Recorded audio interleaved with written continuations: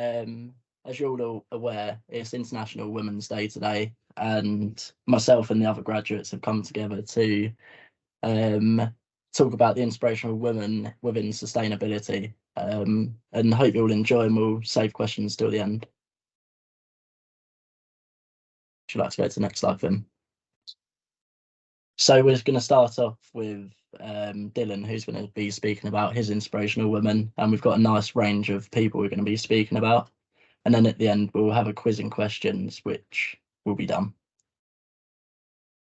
So we're covering most of the sustainability topics today. We're going through avoiding single-use items, smarter food choices, using resources wisely, green your finances, connect with nature, and get involved in volunteer.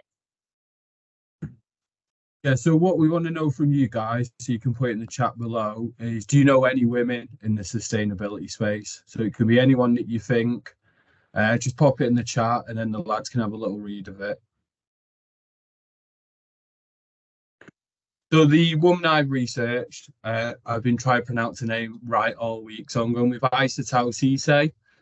She is from Gambia and she's known as the Queen of Recycling. And she came up with the idea of turning all the plastic waste in the villages around it and turn it into money. And basically what she did, she created a small group for women so they had a job for themselves, so they could fend for themselves and feed the family. And basically what happened over the years, they faced quite a lot of adversity from men. There was quite a lot of name calling. The men made her stop to the group and said that they should be doing the normal jobs and just looking after the kids. Looking after the house and just cooking the food. So how she did it, basically everyone in the villages was misusing plastic. They was burning plastic, so they was releasing all the toxins into the air. They was using the plastic waste as a food waste, and the animals would then start eating all the plastic bags. And over time, the animals actually started to die because he was eating all the plastic bags. So basically, the idea that came about, they would collect all the plastic bags in the village. They'd then go wash and dry the plastic bags like they did with their clothes. As you can see in the photo in the top right, they'd then start to put them into long continuous threads. And this is where I think it's quite remarkable. And I said this is where like the magic starts. They actually started to make them into small purses, as you can see from the photo. And over time, they actually developed this into shoulder bags. They started putting designs on the purses, and this is 100% all from plastic bags. And just to make that one purse there, it roughly would take around 10 plastic bags, and it would take around 8 hours per plastic bag. So what the women would do, they'd over time just collect as many plastic bags as they can, make all the purses. They'd then go into the local villages and local markets, and they'd start to sell the bags. They'd then bring the money home to the families, and they'd have a larger income to help their children growing up. And basically the impact that Aissatou's had, she's actually made a group called the Women's Initiative Gambia. And this is for all the women in Gambia to come to her community. She would then, as a group, they would teach all the women how to make these small bags, how to properly clean and dry the bags. And then it created a platform for women to go earn money for themselves, to start making their own career. They actually started to open bank accounts up in their own communities. And over the past 10 years, she's trained over 11,000 people in different villages in different countries on the dangers of misusing plastic.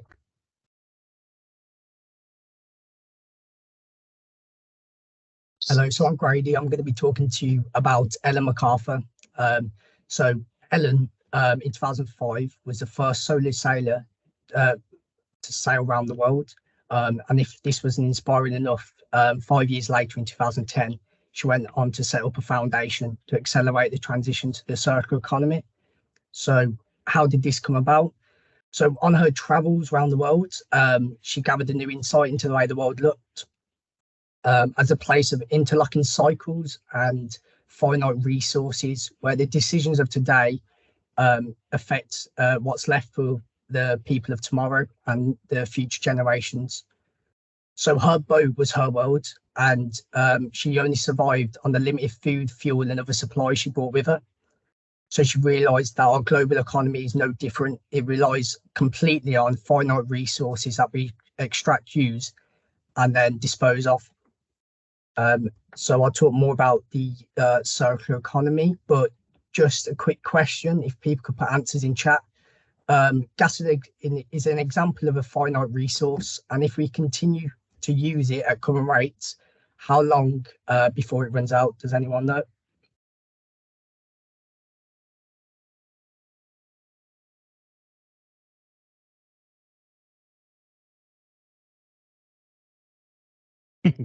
Close, not 100. Yeah. So the next slide, please. So it's actually between 90 and 120 years, according to BP. So yeah, this is just an example of one finite resource that we really need to reduce unless it's going to run out. Next slide.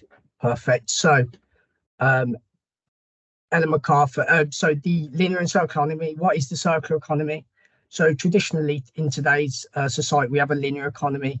It's a traditional model where raw materials are collected and transformed into products that consumers use until discarding them as waste. So we take the raw materials, we make them into whatever products we need, we consume them, and we throw them onto landfill. But this circular economy, which Ellen and her foundation are trying to push, is the circular economy model. And this is where this involves reusing, repairing, and refurbishing and recycling existing materials and products for as long as possible. So let's take our laptops in front of us, for example. In this circular economy, Dell, the manufacturer, would eco-design this laptop in a way that when we're used with it, we would send it back to them, and they would take out all the components and parts that are still working and reuse them in the manufacturing process. The key difference between these two economies is the linear economy focuses purely on profitability, whereas the circular economy focuses on sustainability. So what does Ellen MacArthur's foundation do? It's a charity that's committed to creating the circular economy, which is designed to eliminate the waste and pollution and deliver a better outcome for people and the environment now and in the future.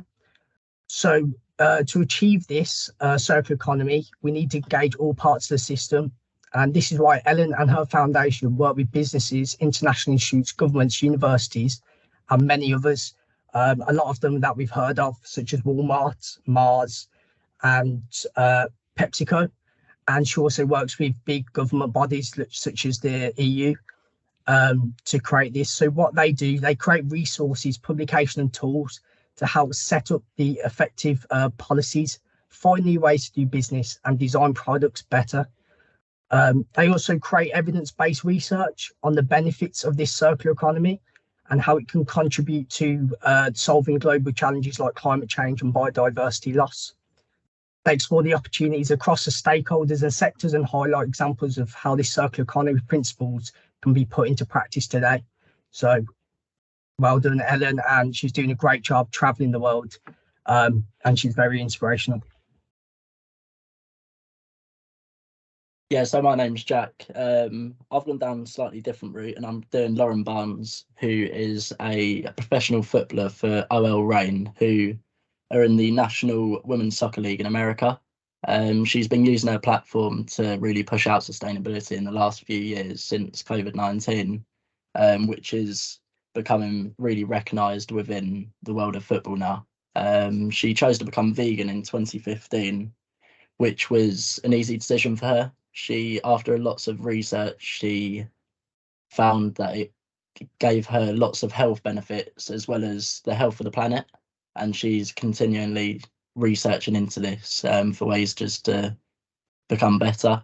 Besides this, Lauren is an ambassador for Players for the Planet, which is a non-profit organisation. Their main aim is to unite professional athletes to make a positive change on the environment. An example of what they do, in December 2022, Lauren was collecting 2.5 tons of marine debris from the Dominican Republic oceans with 175 volunteers. And although this is a small proportion of the 12 million tons of plastic that enter the oceans every year, it's a great step in the right direction for sustainability. So with this, in partnership, Play for Trees, a part of Players for the Planet, and what Lauren is doing within this is planting 20 trees for every clean sheet her team achieves, and they're actually quite a good team, so they do get quite a lot of clean sheets and successful within that. So Lauren decided to track her own carbon footprint as well in 2020 during COVID, and in which it was 0.795 tons of CO2e. And just for all your knowledge, this is equivalent of consumption of 1.8 barrels of petroleum or charging your phone 101 times. So Lauren described this as a small sample. However, the biggest lesson she learned was the best way to make an impact is to lead by example. And the rest of her teammates also done a carbon footprint, and it just spread the awareness around the tournament they were in at the time. So at the 2020 Challenge Cup, Lauren discovered safety was the main concern, obviously, as we all are aware of COVID-19. However, she wanted to bring everyone's attention to the environmental side as well, so it wasn't all focused on COVID. And to become environmentally friendly, Lauren discovered Crazy Cup water bottles, which use UV light to kill bacteria. She also discovered reusable utensils that generated zero waste. An Eco Lunchbox, who are a brand, sent stainless steel plates. And there was lots of recognition for this from other teams within the tournament as well. These small changes ensured they eliminated plastic as a team. And then lastly, Lauren designed Make a Difference travel kits, and these are eco-friendly products ranging from toothbrushes, soaps, protein powders, like just to name a few examples. And these products are stocked exclusively from companies that have a proven track sustainable production. So you know what you're getting, and you're getting it from a trustworthy company. So just to conclude on that, really, Lauren's main aim was to achieve the goal of making sustainable practice more accessible to the average athlete. And since she's been promoting it through her social media, there's been a lot of recognition from other football clubs as well.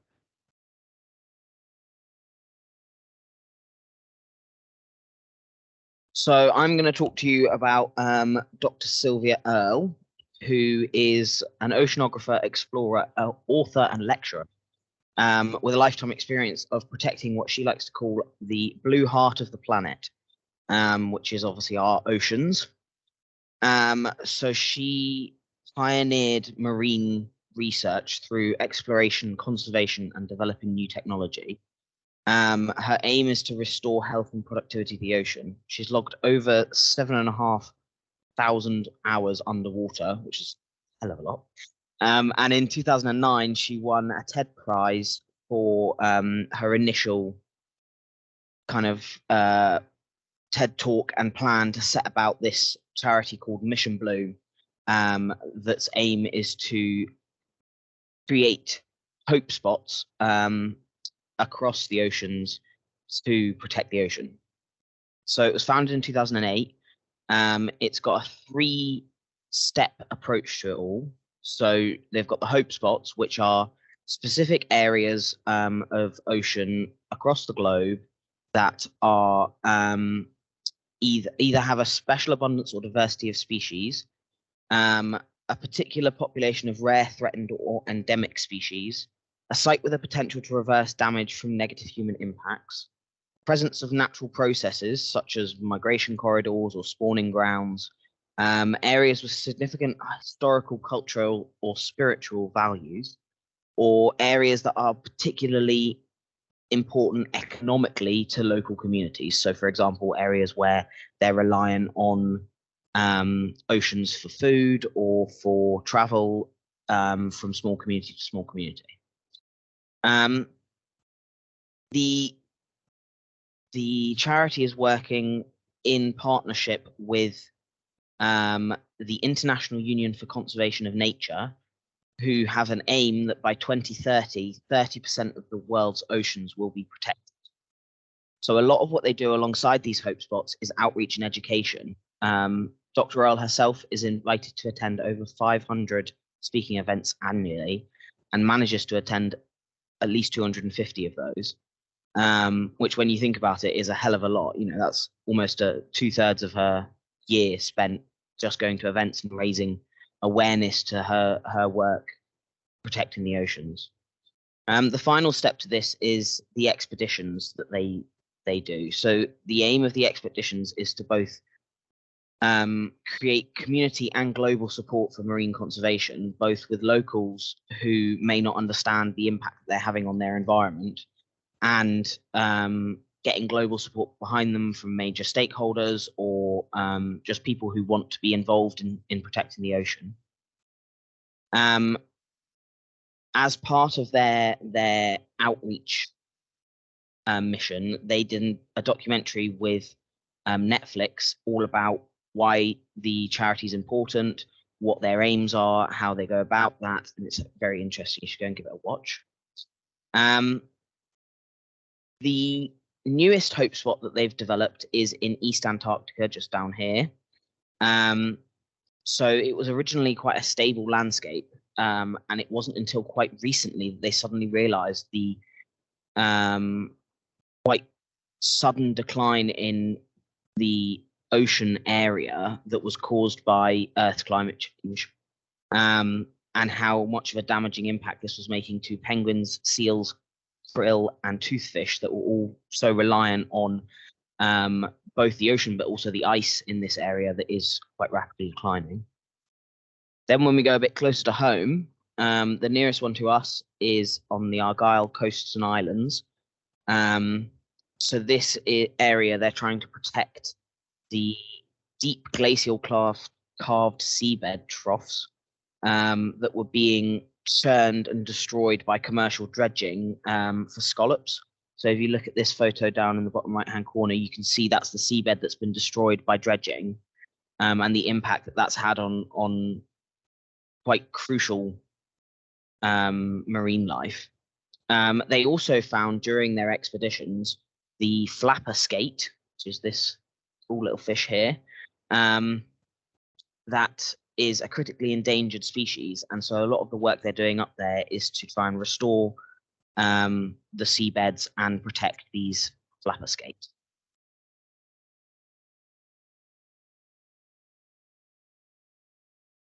Yeah, so hi guys, I'm Tom. The inspirational woman that I've chosen to speak about today is Dr. Vandana Shiva, who is known as the Gandhi of Brain. She's an Indian scholar, an environmental activist, and an agroecologist. She's also a founding member of the World Council, which is a council that's working to pass on a healthy and sustainable planet across the globe. And originally, she wasn't involved in environmentalism. She started out as a physicist before earning a master's in philosophy of science and then doctorate in philosophy. However, on a visit home from her studies, she discovered that a childhood forest that she grew up playing in with people in her village had been cleared to make way for an apple orchard. And after finishing her degrees and doing some work for some various Indian science institutes, she founded the Research Foundation for Science, Technology and Natural Resource Policy from her mother's cowshed back home in her rural village. This led to her developing her main area of interest, which is agroecology. Do you want to flip the slide on?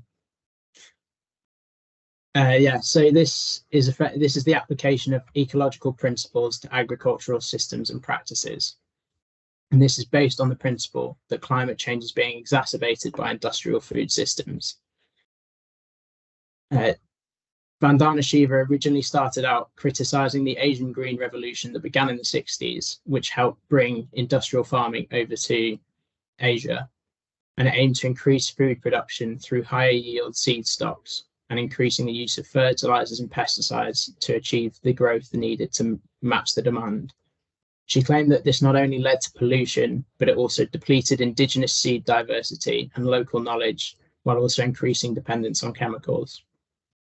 In Dr. Shiva's eyes, agroecology is much more than simply reducing carbon and pollution, though. She believes that if it can be implemented properly, the system will repair ecosystems across the world and empower local communities and their economies.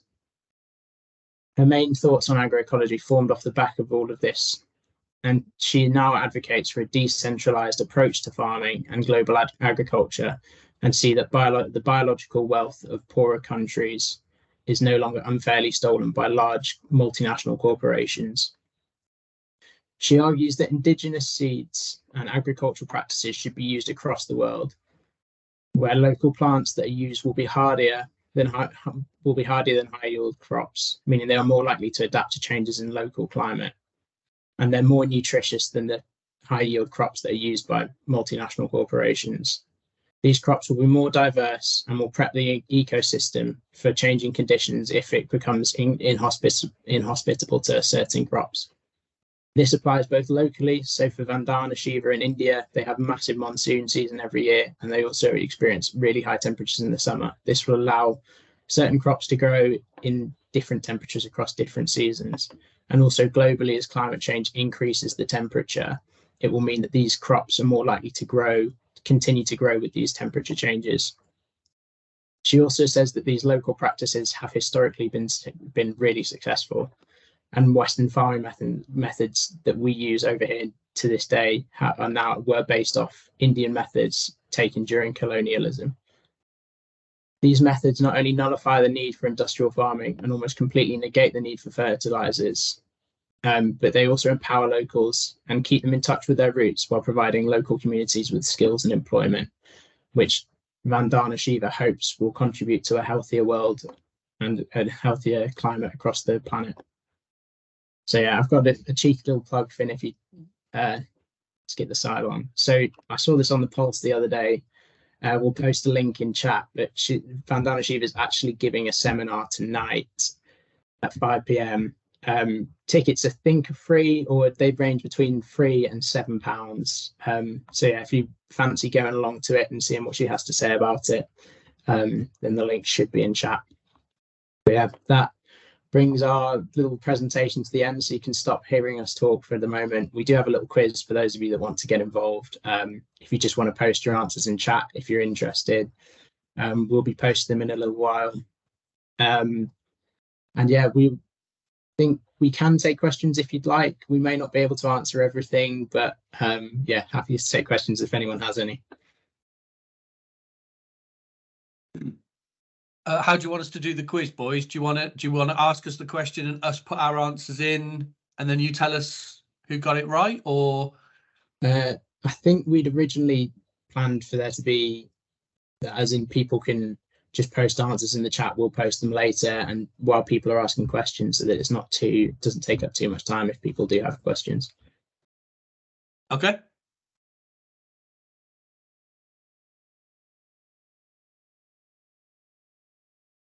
My feedback to you would be, I think you've done really well. It's really hard switching between presenters as well. So I know you didn't do that. You used one person as the driver, but that always makes you feel a bit out of control as the presenter. But I thought you did really well. And I thought it was nice to hear you build on the information rather than just read off your slides. None of you did that. You all added some extra information in. So well done. I think there was a question from Andrew. I'm just rolling back up. That was an error. Sorry, I was giving the thumbs up. But I don't, boys. I don't think you got questions. That isn't because people aren't interested. They're too busy telling you what a great job you've done. So I'll tell you what I would suggest, because I think once people leave the call, they tend to plow on straight into their next message. So I'm going to help you with the quiz so that you get to see the results of it. So as the whole group, you can see question number 1. It says, how many plastic bags does it take to make a purse? And what I need you to put in is A, B, or C for your answer. And then one of the grads will tell us which one was the right answer. Oh, they're starting already. I can't remember, so I'm going to say B. You've got a lot of B's coming through. Oh, no, I lied. You've got more C's. Right, grads, do you want to put us out of our misery? What's the answer? Yeah, the answer was B, 10. Okay, well done. Okay, so question number 2 was, in what year did Ellen set up her Ellen MacArthur Foundation? 2005, 2008, 2010. So you got, oh, they're doing it already. You've got A, B's and C's coming.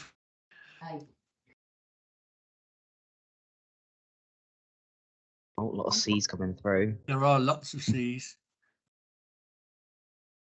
Okay, are they right? Yeah. Yes. Yeah, looks like you've all been listening well. Well done. Okay, this is what we like. 2010. So question number 3 was, how many trees did Lauren Barnes plant in 2022? And it was either 200, 220 or 240 using A, B and C.